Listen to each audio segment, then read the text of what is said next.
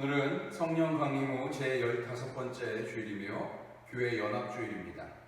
시편 114편 6절에서 8절 말씀을 힘입어 하나님을 예배하는 자리로 나아갑시다. 너희 산들아 수장들같이 뛰놀며 작은 산들아 어린 양들같이 뛰놀면 어찌하느냐. 땅의 언어는 주 앞에 곧 야곱의 하나님 앞에 떨어질지어다. 그가 반석을 쳐서 몸물이 되게 하시며 자돌로 샘물이 되게 하셨도다. 아멘.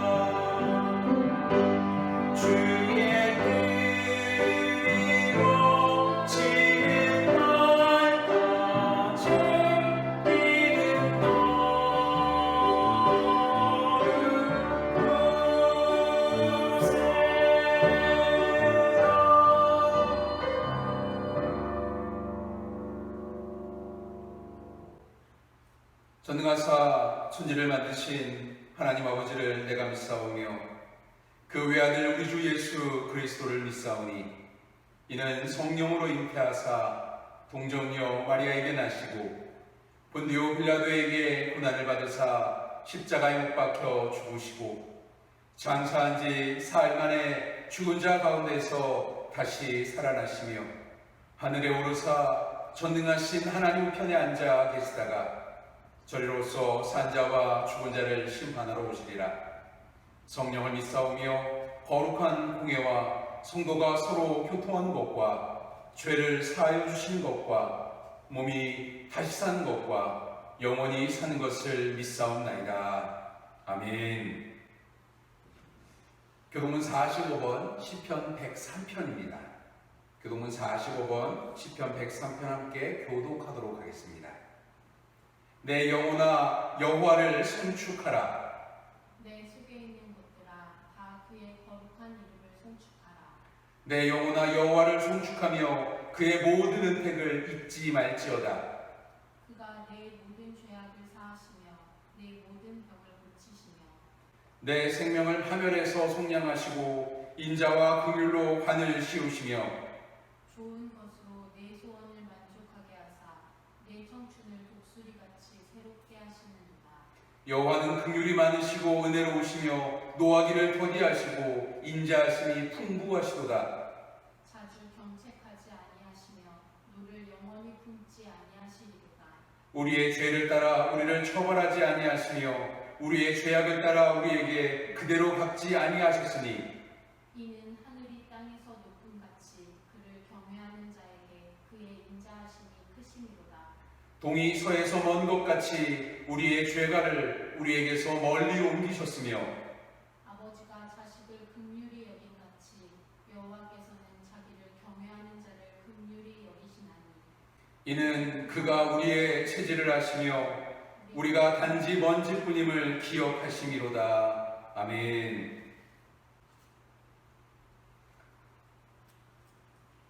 하나님 감사합니다. 지금도 살아계셔서 역사하신 하나님을 이 시간 예배하기 원합니다. 우리를 예배의 자리로 부르시고 우리의 예배를 받으신 하나님께 감사와 영광을 돌립니다.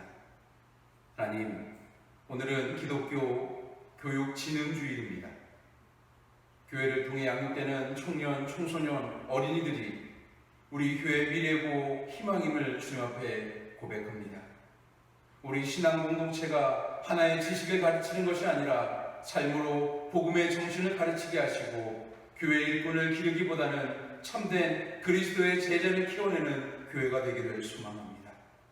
또한 코로나로 인해 학교에 가지 못하는 학생들에게 하나님의 임재하여 주옵소서. 저들의 힘들고 어려운 마음을 헤아려 주시고 주님 주시는 지혜와 세임을 얻는 귀한 하나님의 자녀들 되게 하여 주옵소서. 하나님, 우리들의 일상이 여전히 힘듦을 주님 앞에 고백합니다. 힘든 이 세상 속에 우리를 그리스도인으로 부르신 것은 하나님의 뜻과 계획이 있어서인 줄 믿습니다. 힘들어하는 이웃들의 손을 잡아주고 사랑을 전하고 이웃을 위해 기도하는 그리스도인 된 우리가 되기를 원합니다. 여전히 살아계신 하나님, 우리에게 힘과 능력을 더하여 주옵소서. 사회적 거리두기로 예배당에서 예배하지 못한 시간이 오래되었습니다. 간절히 바라기는 우리들의 예배가 하나님께 상달되는 예배가 되길 원합니다. 각자의 처소에서 상황과 환경에 따라 드리는 이 예배를 받아 주옵소서.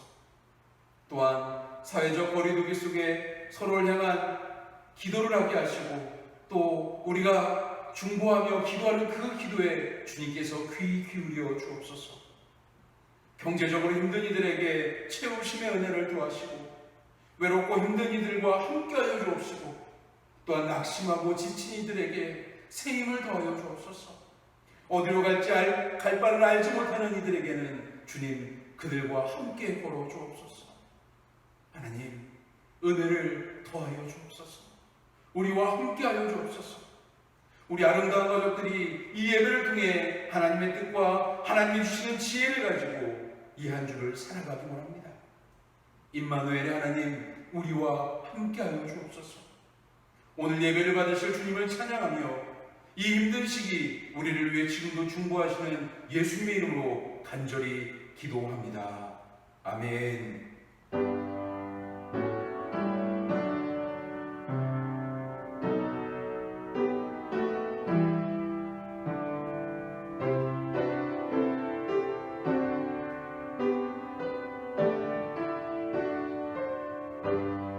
말씀 봉독하도록 하겠습니다. 신약성경 로마서 14장 1절에서 12절까지 말씀입니다. 신약성경 로마서 14장 1절에서 12절까지 말씀 우리 한 목소리로 같이 봉독하겠습니다. 믿음이 연약한 자를 너희가 받되 그의 의견을 비판하지 말라.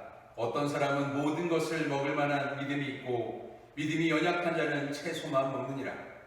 먹는 자는 먹지 않는 자를 없인 여기지 말고 먹지 않는 자는 먹는 자를 비판하지 말라.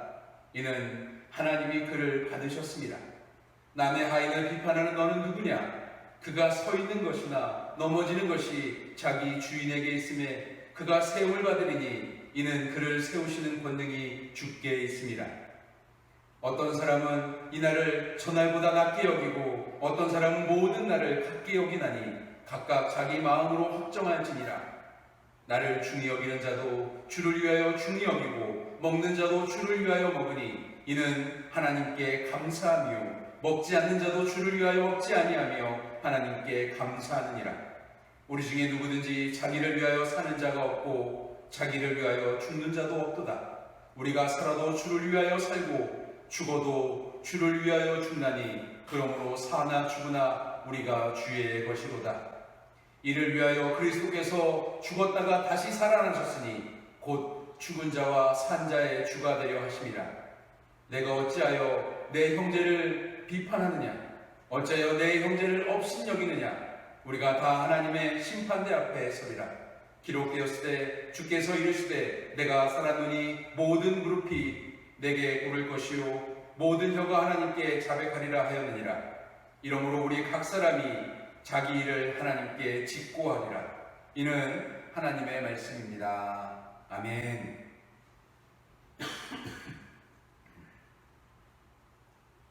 우리 아름다운 가족 여러분, 한 주간 어떻게 지내고 계십니까? 사회적 거리두기 2.5단계가 쉽사리 끝날 것 같지 않은 이 시국에 우리가 서 있음을, 너무 안타깝고 힘든 현실 가운데 서 있음을 주님 앞에 간절히 기도하며 있는 시간입니다. 외출을 자제해달라고 몇 번 광고를 통해도 말씀을 드렸습니다. 그런데 여전히 수도권 안에서 일어나는 확진자의 숫자가 너무나 많음을 또 우리가 간과하지 않을 수 없는 시기를 살아가고 있습니다. 이 시기 속에서 하나님의 도우심을 구하는 것은 그저 나 한 사람을 위한 그런 기도가 아니라 우리 모두를 위한 기도를 하는 그리스도인들 되기를 소망합니다. 책을 읽다가 송상용 교수라는 분, 총신대 송상용 교수라는 분이 쓰신 십자가 영성을 회복하라라고 하는 책에 이런 예화가 있어서 좀 알려드리려고 합니다. 시골에서 농사를 짓던 한 젊은 부부가 서울로 이사를 왔습니다. 그리고 그곳에서 정착해서 살다가 몇 가지의 충격을 받는 거예요. 왜 충격을 받냐면 모든 것이 물론 서울이 물가가 시골보다 훨씬 비싸기 때문에 충격을 받기도 하지만 모든 것을 스스로 텃밭에서 재배해서 먹던 이 부부가 과일, 야채, 쌀, 생필품 이런 것들을 사다가 먹으려니까 이게 너무 아깝기 시작한 거예요. 근데 어떻게 해요? 서울에 땅덩어리가 있는 것도 아니고 그래서 그냥 어쩔 수 없이 사다가 먹습니다. 그런데 한 가지를 가지고 심각한 고민을 하기 시작해요. 이게 무슨 얘기냐면 참기름을 사다 먹었는데 자기가 시골에서 직접 참깨를 재배해서 그거를 짜서 기름을 내서 먹던 그 참기름 맛하고 마트에 가서 사서 먹는 이 참기름 맛하고 시중에서 파는 참기름 맛하고 너무 다르더라는 거예요. 생각해보니까 이 참기름, 시중에서 파는 참기름은 참깨묵에다가 다른 기름을 넣고 한 번 더 내린 그런 맛이 나더라는 거예요. 그래서 이 부부가 어쩔 수 없다, 이거는 방법이 없다라고 생각을 해서 고향으로 달려갔습니다. 고향으로 달려가서 거기에서 참기름을 떼가지고 참깨를 사서 그것을 내려서 그 참기름을 직접 만들어서 떼가지고 왔어요. 그리고 이거 우리 시골에서 사갖고 온 거니까 이거 정말 좋은 거니까 드시라고 해서 팔기 시작했습니다. 그런데 사람들의 반응이 이 부부가 생각했던 것과 예상과 달랐어요. 무엇이 달랐냐면 참기름에서 이상한 냄새가 난다고 먹지 않기 시작하는 거예요. 사람들이 너무 오랫동안 가짜 참기름을 먹다 보니까 진짜 참기름을 먹었는데 거기에 이 진짜 냄새가 가짜 냄새 같다고 말하더라는 겁니다. 저는 이 송상용 교수가 쓴 이 책을 읽으면서 지금 이 시대의 복음의 모습이 이렇구나 하는 생각이 들었어요. 지금 우리가 가지고 있는 복음의 모습은 어떤 모습이어야 돼요? 우리가 가지고 있는 복음의 모습은요, 예수 그리스도의 피 흘리신 십자가 사랑의 복음이에요. 날 위해 죽으신, 우리를 위해 죽으신, 그래서 내가 그리스도인데 그것이 복음이에요. 그런데 자꾸 교회들이, 설교자들이, 목회자가, 성도들이 무엇을 이야기하느냐면 듣기에 좋은 얘기, 축복하는 이야기, 위로와 평안의 메시지만 전하기 시작하니까 힘겹게 살아가는 그리스도인들이 그것에 익숙해지니까 진짜 복음을 거부하기 시작하는 거예요. 여러분, 이렇게 말씀드려서 죄송합니다. 그런데 실상의 모습은, 우리 교회의 모습은, 우리들의 현실의 모습은 교회가 성장 위주의 교회가 되고 있어요. 목사님들 사이에서 그런 얘기 많이 합니다. 교회 목적은, 교회 목표는 부흥이다라고 얘기합니다. 물론 맞습니다. 그런데 부흥이 주가 되면 안 돼요. 교회는요, 예배하는 곳이어야 되고요, 교회는요, 하나님을 사랑하는 자들의 공동체여야 돼요. 그런데 어느 순간 건물과 교인의 숫자와 재정과 부흥의 모습만이 교회의 전부인 것처럼 보여질 때가 있다는 거예요. 십자가만 사랑하는 우리들의 모습은 지워져 버리고 우리 교회가 얼마나 큰지, 우리 목사님이 얼마나 능력이 있는지, 우리 교회들이 얼마나 많은지, 우리 교회가 어떤 프로그램들하고 어떤 곳을 선교하는지가 메인이 되어버린 그런 시대를 살아가고 있습니다. 여러분, 오늘 우리들의 삶의 모습이, 특별히 이 어려운 시기, 코로나 때문에 힘든 이 시기, 우리들의 모습이 십자가만 붙드는 그런 그리스도인들의 모습이 되기를 소망합니다. 그 십자가는요, 한번 생각해 보세요. 2000년 전에 저 골고다 언덕에 세워졌던 그 십자가는요, 편견이 없는 십자가였어요. 선입관을 가지고 어떻게 생겼는지, 피부색이 무엇인지, 어떤 행동을 했는지, 어떤 눈빛을 가지고 있는지, 어떤 말을 하는지, 그것에 대해서 선입관이 없었어요. 구분이 없는 은혜였습니다. 잘했다, 잘못했다, 이것을 나누는 십자가가 아니었습니다. 구별 없는 구원이었어요. 백인이라고 흑인이라고 황인종이라고 구분하고 나누고, 출신이 어디냐, 무슨 말을 하느냐, 누구에게 세례를 받았느냐, 그것을 가지고 구원하는 십자가가 아니었습니다. 그런데 지금 우리는 어떻습니까? 한국교회가 지금 이렇게 힘들게 된 것, 왜 힘들게 된 것 같아요? 역사상, 기독교 역사상 유례없는 부흥이 한국교회 안에서 있었습니다. 그런데 편견 없고 구분 없고 구별 없는 사랑을 받아서 그것을 한국교회, 조선이라고 하는 땅에, 한국이라고 하는 땅에 씨를 내리고 꽃을 피우기 시작하니까 교회가 어떤 모습을 가지고 있었어요? 이웃을 편견을 가지고 바라보기 시작합니다.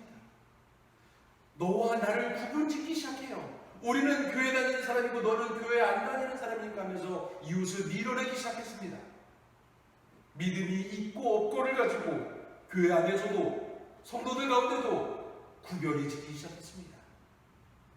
믿음이 많아 보인다는 이유만으로 인정받고 존중받기 시작했습니다. 여러분, 지금 우리들의 교회는 바뀌어야만 합니다. 오늘 우리가 읽은 본문의 2절과 3절 말씀을 좀 볼게요. 어떤 사람은 모든 것을 먹을 만한 믿음이 있고 믿음이 연약한 자는 채소만 먹느니라. 먹는 자는 먹지 않는 자를 업신 여기지 말고 먹지 않는 자는 먹는 자를 비판하지 말라. 이는 하나님이 그를 받으셨음이니라 라고 말씀합니다. 바울이 지금 로마교회에 편지를 쓰는 이 상황 속에 로마교회는 굉장히 특수한 상황에 처해 있었어요. 그것은 무엇이냐면요, 고기를 먹지 않는 그리스도인 그리고 포도주를 마시지 않는 그리스도인들로 나눠지기 시작합니다. 이게 무슨 얘기냐면요, 유대인들의 정결례인 코셔를 가지고 잡지 않는 고기, 정결하지 못한 고기, 로마에 살고 있으니까 유대법에 따라서 고기를 잡지 못하잖아요. 그러니까 그 고기를 먹을 수가 없는 거예요. 포도주도 마찬가지예요. 그러니까 이 사람들이 무엇을 선택하냐면요, 다니엘서에 나오는 다니엘의 선택처럼 물과 채소만 먹기 시작하는 거예요. 그거 먹어도 다니엘이 정결하고 지혜롭고 그 땅 안에서 높은 사람으로 인정받았다고 생각했기 때문에 로마에 사는 기독교인들이, 초대 기독교인들이 그걸 선택하는 거예요. 그런데 어떤 기독교인들은 고기도 먹고 로마에서 나오는 고기도 먹고 포도주도 먹고 채소도 먹고 다 먹는데 어떤 사람은 그거를 구분짓기 시작하는 거예요. 그리고 5절 말씀을 통해서 우리가 알 수 있는 것처럼 이 특이한 그리스도인들은 특정한 날이 중요하다고 생각했어요. 그래서 그들 스스로 규정을 짓기를 안식일은 중요한 날이니까, 안식일은 거룩한 날이야, 그리고 나머지 날들은 덜 거룩한 날이야, 하고는 거룩하지 않은 날이야 라고 구분짓기 시작했습니다. 어떻게 됐을까요?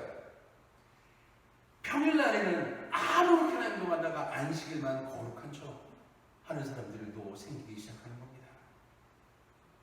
바울은 그런 서로를 구분지으면서 누가 누구보다 나은지에 대한 이야기를 하는 그 믿음의 척도를 잡는 로마 교회에 대해서 아주 분명하게 오늘 본문에서 시작하는 거예요. 1절 말씀 보세요. 로마서 14장 1절 말씀 보니까 믿음이 연약한 자를 받되 그의 의견을 비판하지 말라 라고 이야기합니다. 그 사람이 고기를 먹는지, 그 사람이 포도주를 먹는지, 먹지 않는지, 안식일을 중하게 여기는지 중하게 여기지 않는지, 혹은 모든 날을 중하게 여기는지 그 사람들의 믿음을 비판하지 말라는 거예요. 그들의 의견을 거두지 말라는 거예요. 그냥 받아들이라는 겁니다. 십자가의 사랑은요, 오늘 우리들에게 구분 없는 사랑을 주십니다. 만약에 십자가의 사랑이요 구분 있는 사랑이었으면요, 나 같은 사람은 구원 못 받았어요. 구별짓는 사랑이었으면, 편견을 가진 사랑이었으면 우리 중에 일부는, 저는 구원받은 사람이 될 수 없을지도 몰라요. 그런데 십자가의 사랑을 경험한 그리스도인들이 그 십자가의 사랑을 경험해 보니까 그 십자가 사랑 안에는 평안이 있고 일치가 있다는 거예요. 그러면 십자가의 사랑을 받은 우리는요, 나는요, 그 평안한 삶을, 일치를 이루는 삶을 누리면서 살아갈 수 있어야 될 거 아니에요. 그리고 평안하지 못한 세상 속으로, 일치되지 못하는, 하나 되지 못하는 세상 속으로 나아가서 평안을 전하고 일치된 하나됨을 전하는 그리스도인들이 되어야 될 거 아니에요. 우리는 십자가를 통해 사랑을 받은 사람들입니다. 오늘 보면 4절의 말씀을 또 한번 볼게요. 남의 하인을 비판하는 너는 누구냐? 그가 서 있는 것이나 넘어지는 것이 자기 주인에게 있음에 그가 세움을 받으리니 이는 그를 세우시는 권능이 주께 있음이라. 넘어지고 세움의 은혜가 하나님께 있대요. 누가 누구를 오늘 본문에서 말하고 있는 남의 하인이 비판하거나 남의 하인이 잘못한 것을 교회 안에서 비판하기 시작하는 거예요. 이게 잘못됐다는 거예요. 그런데 우리들의 모습은 나랑 다른 사람은 넘어뜨려야 된다고 생각하는 모습은 아닙니까? 우리들의 모습은 나랑 다른 생각을 가진, 나랑 다른 사고를 가지고 있는 그리스도인들은 넘어져야 한다고 생각하며 살아가고 있지 않냐는 거예요. 여러분, 우리들의 신앙의 모습이 조금 달라져야 합니다. 나랑 다르더라고. 나랑 다르다고, 나랑 신앙이 다르다고, 아주 심각하게 이야기하면 종교가 다르다고, 색깔이 다르다고, 모양이 다르다고 그 사람들을 거부하거나 넘어뜨려서는 안 돼요. 그들을 비판해서는 안 됩니다. 나랑 다른 그 사람이요, 하나님이 여전히 사랑하시고 하나님이 아직도 찾는 사람이에요. 그러면 우리는 다른 신앙의 모습을 가진, 우리를 힘들게 하는, 교회를 거부하는, 여전히 우리를 미워하는 그들을 어떻게 대해야 될까요? 그들과 나가서 맞서 싸우고, 그들과 나가서 대변하고, 그들과 맞서서 경론하고, 그런 모습의 교회들은 우리나라 안에 너무나 많이 있어요. 지금 우리들 주변에, 아니 나의 모습이 그런 모습이에요. 창세기 14장을 읽다 보니까 이런 말씀이 있어요. 창세기 14장 24절에 25절 말씀 볼게요. 새벽에 여호와께서 불과 구름 기둥 가운데서 애국 군대를 보시고 애국 군대를 어지럽게 하시며 그의 병거 바퀴를 벗겨서 달리기가 어렵게 하시니 애국 사람들이 이르되 이스라엘 앞에서 우리가 도망하자. 여호와가 그들을 위하여 싸워 애국 사람들을 치시는도다. 여러분, 바로가 하나님 앞에 항복한 이후에 이스라엘 사람들이 출애굽이라는 것을 합니다. 출애굽의 과정 가운데 애국 군대가 이스라엘 사람들을 쫓아온 거예요. 그냥 쫓아온 게 아니라 병거를 가지고 무장을 하고 칼과 창을 가지고 지금으로 보면 전차를 끌고 대포를 끌고 쫓아오기 시작하는 거예요. 총을 차고 쫓아오기 시작하는 거예요. 여러분, 그런데 성경을 읽으면서 우리가 정확히 봐야 될 것은 이스라엘 백성들을 향해 무장하고 끝까지 따라오는 애국 군대를 하나님께서 절대 이스라엘 백성들의 손에 맡기지 않았다는 거예요. 이게 무슨 얘기냐면요, 제 기본적인 사고는, 이거 지극히 제 생각입니다. 제 기본적인 생각은요, 나를 미워하는 사람은 내가 쥐어박았으면 좋겠어요. 우리 교회를 박해하는 사람은요, 내가 멱살을 좀 잡았으면 좋겠어요. 나를 향해 손가락질하는 그 사람은요, 나도 손가락질하면서 같이 대거되고 욕을 했으면 좋겠어요. 근데 하나님은요, 그걸 원하지 않으세요. 하나님이 해결하기를 원하십니다. 그들을 향하는, 이스라엘 백성들을 향하는 창과 칼을 하나님이 대적하기 시작하셨어요. 우리 그리스도인들은 지금 우리를 힘들게 만드는 그들을 향해서 우리가 하나님께 맡길 수 있는 믿음을 가진 사람들이 돼야 돼요. 결국 해결은 하나님께서 하실 것이라는 믿음이 우리 가운데 있어야 돼요. 그런데 이것은 결국은 나의 방법이 아니라 하나님의 방법으로 해결하실 것이라는 것을 믿어야 돼요. 출애굽하는 이스라엘 백성들을 쫓아온 애국 군대처럼 홍해에 빠져서 모두가 다 몰살하는 그런, 우리가 생각할 때 시원한 복수가 아니라 하나님의 방법은 조금 다를지 몰라요. 애국 군대처럼 우리 주변에 이가 갈리고 치가 떨리는 사람들이 있잖아요. 교회를 힘들게 만드는 사람, 나를 힘들게 하는 사람, 나를 어렵게 하는 사람, 나를 미워하는 그 사람들이 있잖아요. 여러분, 그들을 어떻게 바라볼 수 있어야 될까요? 초대교회는 엄청난 피해와 박해를 입은 사람들의 공동체였습니다.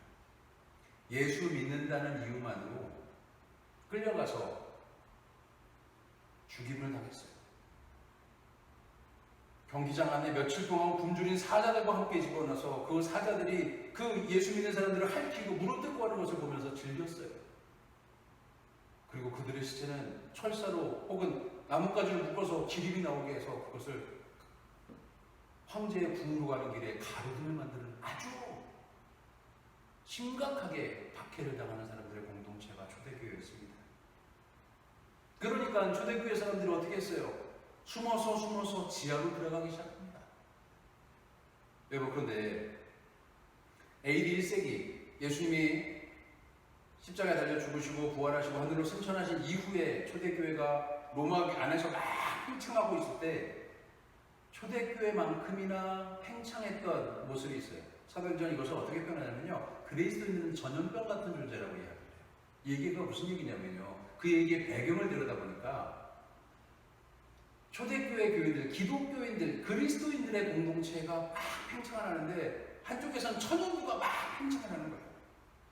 이 수인성 전염병이 창궐하기 시작하니까 너무 빠르게 이 확산 속도가 많아지다 보니까 정부에서 대처할 능력이 없어요. 그리고 어떻게 하냐면 시체를 치울 능력도 없는 거예요. 길에 그냥 시체가 널브러져 있어요. 가족도, 마을 공동체도, 국가도 그 시체를 치울 능력이 없는 거예요. 그런데 이상한 일이 벌어지기 시작합니다.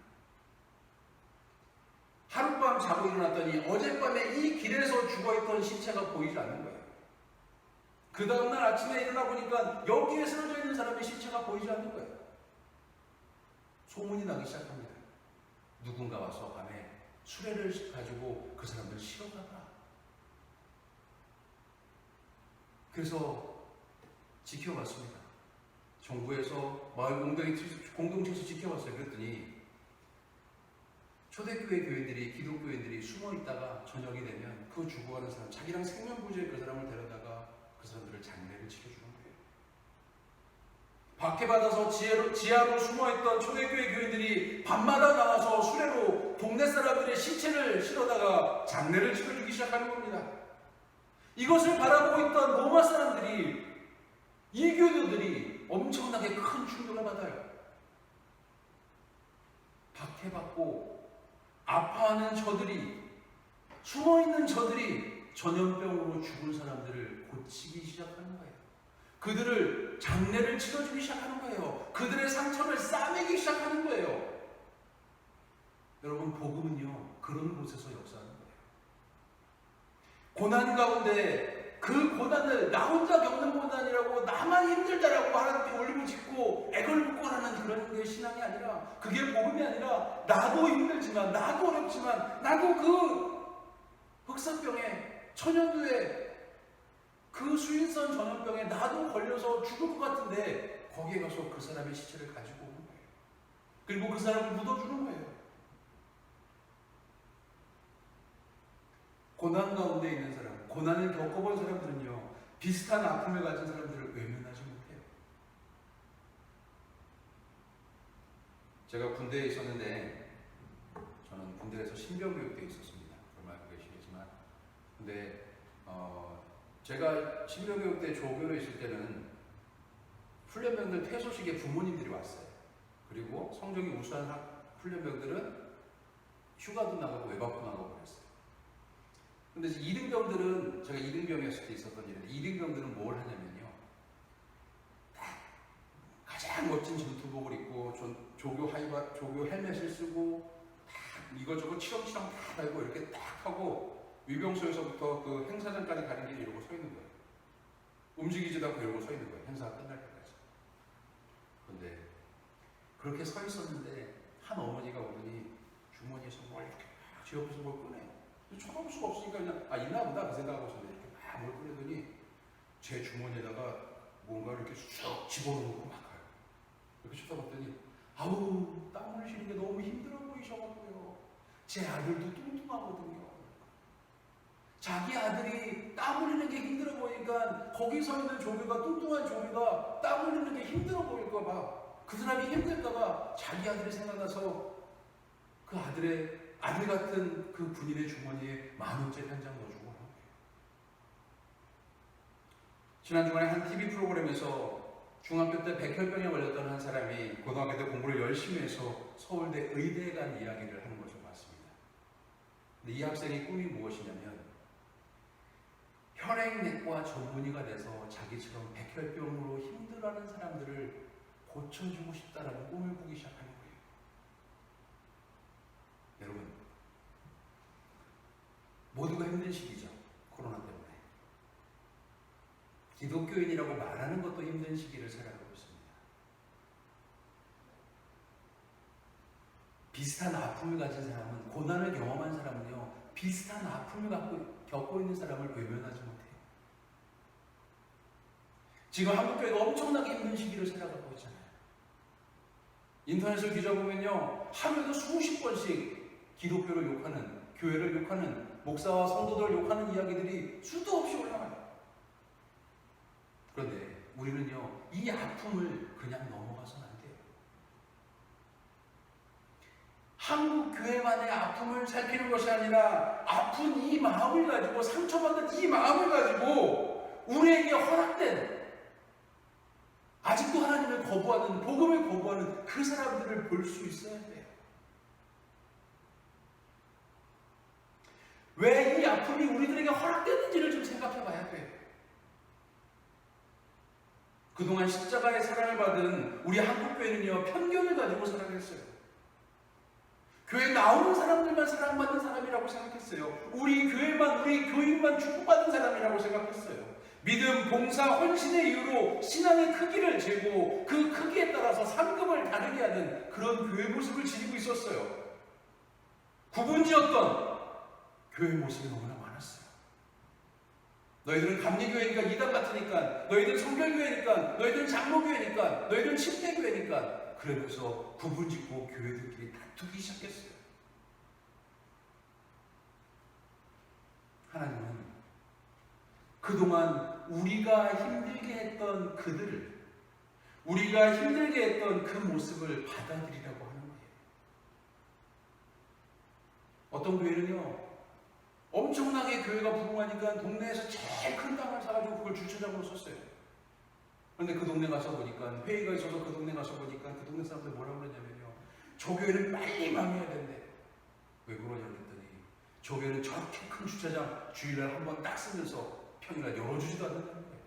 자기가 가서 돈 내고라도 그 주차장을 쓰고 싶다니까 교회 거라서 외부인들은 출입 금지라고 말한다는 거예요. 교회가 세상을 아프게 하니까 세상이 거꾸로 우리를 공격하는 거 아닐까요? 이제 우리가 달라져야 합니다. 코로나 시대를 살아가는 우리들의 모습은 변화되어야 합니다. 복음을 가지고도 여전히 변하지 않으니까 우리랑 똑같은 아픔을 겪어보라고 세상이 교회를 지탄하기 시작하는 거예요. 무조건 대도표라고 이야기하고 손가락질하기 시작하는 거예요.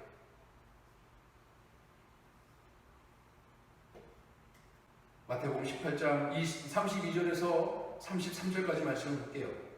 이에 주인이 그를 불러다가 말하되 악한 종아, 내가 빌기에 내가 내 빚을 전부 탕감해 주었거늘 내가 너를 불쌍히 여긴 것 같이 너도 내 동료를 불쌍히 여김이 마땅하지 아니하냐. 엄청나게 큰 빚을 졌는데 그것을 사면해달라고 사면하고 애걸 보고 나서 사면을 받고 나오는 자가 그 앞에 나오는 더 작은 빚을, 자기에게 더 작은 빚을 진 사람을 멱살을 잡고 끌어다가 감옥에 넣는 그것을 마태복음 18장은 이렇게 이야기하고 있습니다. 우리는 늘 나만 용서받기를 원합니다. 그래서 하나님 앞에 나와 내 죄를 사해달라고 열심히 기도했어요. 그런 하나님은 우리를 보혈의 능력으로, 십자가 보혈로 깨끗하게 쓰시고 용서해 주셨습니다. 그런데 회개받은 우리는요, 우리에게 아주 작은 잘못을 하는 그 사람을, 눈에 가시 같은 그 사람을 그냥 넘어가지 못했어요. 나에게 묻은 아주 작은 티끌을 털어버리면서도 더 작은 죄를 진 그 사람을 그냥 넘어가지 못했습니다.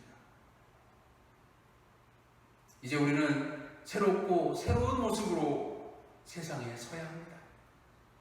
교회를 오해하고 교회를 욕하고 교회를 손가락질하는 그들을 하나님의 마음을 가지고 품을 수 있어야 합니다. 진심으로 그들을 사랑할 수 있어야 합니다.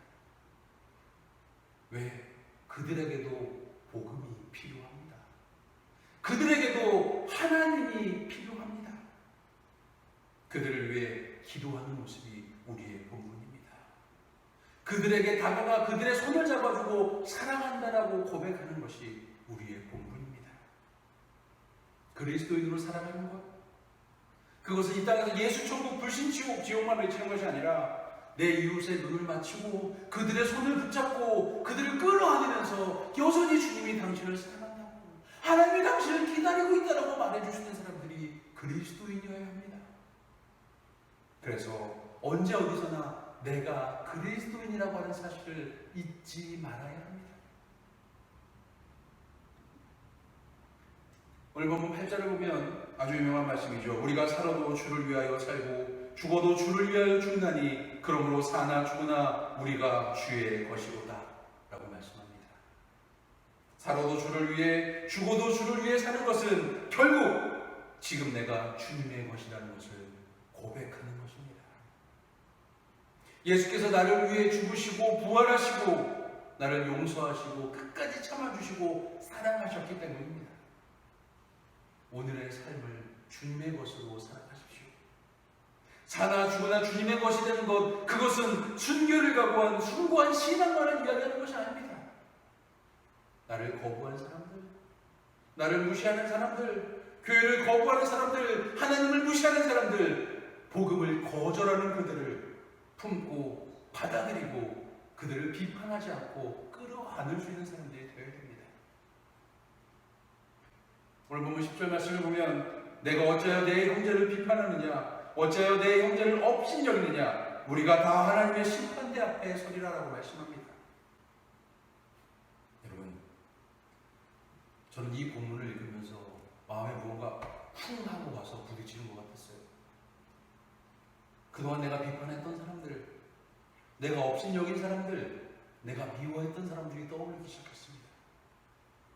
그리고 하나님께 용서를 구했습니다. 마태복음 18장 35절에 보니까 너희가 각각 마음으로부터 형제를 용서하지 아니하면 나의 하늘 아버지께서도 이와 같이 너희에게 이와 같이 하리라라고 말씀하지 않습니까? 마음으로부터 형제를 용서하라는 거예요. 여러분 보세요. 교회에서는요, 선교한다라고 이야기하고 생명부지에 알지도 못하는 민족, 이름도 모르는 그 사람들에게 가서 복음을 전하고 그들을 사랑한다라고 말하고 있습니다.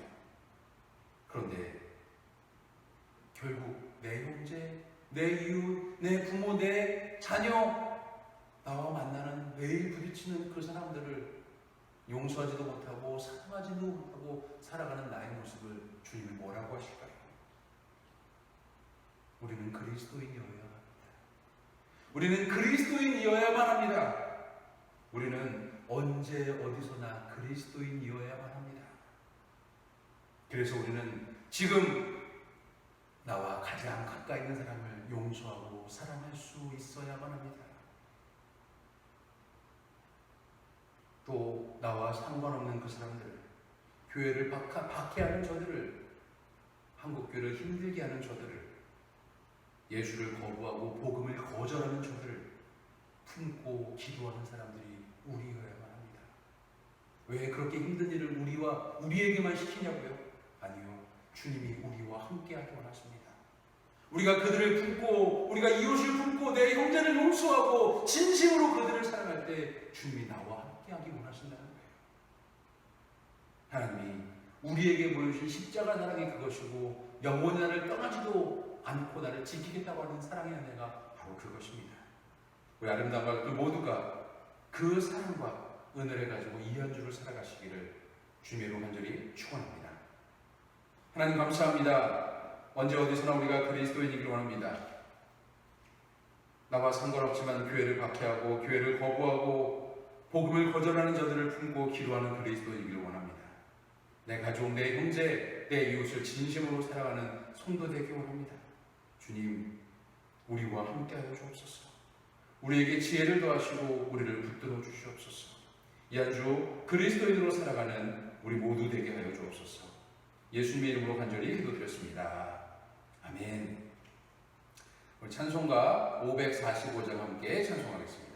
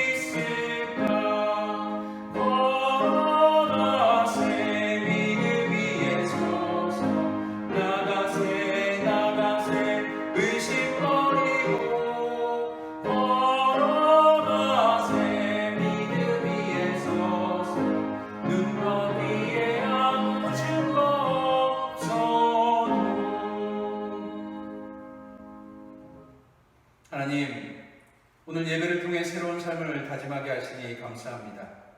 주님께서 우리를 죄의 땅에서 구원의 자유의 땅으로 이르게 하셨음을 기억합니다. 구원의 자녀답게 연약한 자들을 돌보며 이웃을 사랑하고 용서하며 살기를 소망합니다. 이 새로운 길을 믿음의 공동체와 함께 가기를 소망합니다. 온 교회와 연합하여 걸어가겠습니다.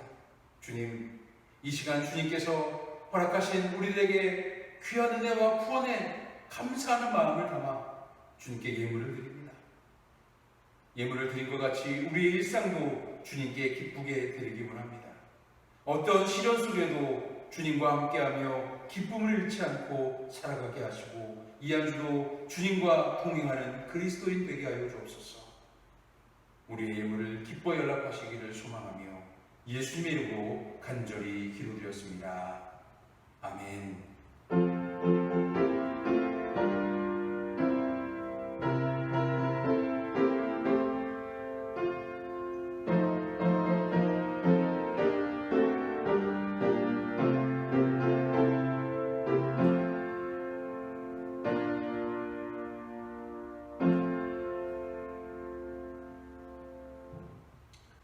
믿음으로 고난을 이기는 달 9월입니다. 이 고난 속에서, 어려움 속에서 믿음을 잃지 않고 또 하나님의 살아계심을 경험하면서 이웃을 위해 기도하며 나가는 우리 아름다운 가족들 되기를 주님의 이름으로 간절히 부탁드리겠습니다. 온라인 예배로 드리고 있습니다. 코로나 확산 방지를 위해서 온라인 예배 드리는데 그리스도인들은 늘 말씀드리지만 사회적 책임을 지닌 사람들입니다. 이웃을 사랑하는 마음으로 사회 방역에, 생활 방역에 적극 동참해 주시기를 부탁드리겠습니다. 온라인 예배 예물은 안내해드리는 계좌번호로 함께해 주시기를 부탁드립니다.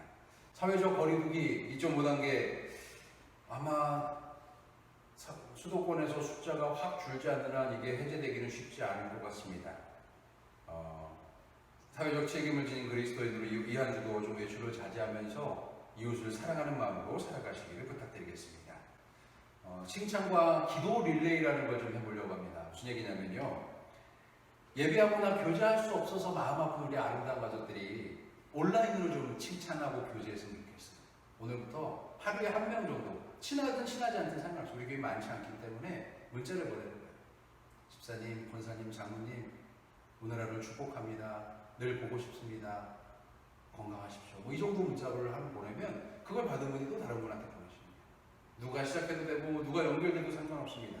문자, 카톡을 통해서 서로를 위해 칭찬하고 격려하면서 그리고 그 사람을 위해서 하루에 한 통 보냈으니까 하루 동안 기도를 좀 했으면 좋겠어요. 그런 마음을 가지고 우리 아름다운 가족들이 함께 하시기를 주님의 이름 부탁드리겠습니다. 사회적 거리두기 속에서 영성관리에 말씀드립니다. 언제 어디서나 주님과 동행하는 그리스도인들은요, 말씀, 기도, 찬송으로 회복하는 사람들이 되어야 돼요. 힘들고 어려운 삶 속에 말씀 보고 기도하면서 또 찬양하면서 회복하는 우리 아름다운 가족들 되기를 부탁드리겠습니다. 코로나19를 위한 중보기도 매일 정오에 1분 정도 기도하라고 말씀드리고 있습니다. 함께 동참해 주시고 우리가 함께 힘을 모을 때 하나님께서 우리의 기도에 기울이시고 응답해 주실 줄 믿습니다. 교회를 위해 중보기도해 주시길 부탁드리겠습니다. 마지막 찬양 하도록 하겠습니다.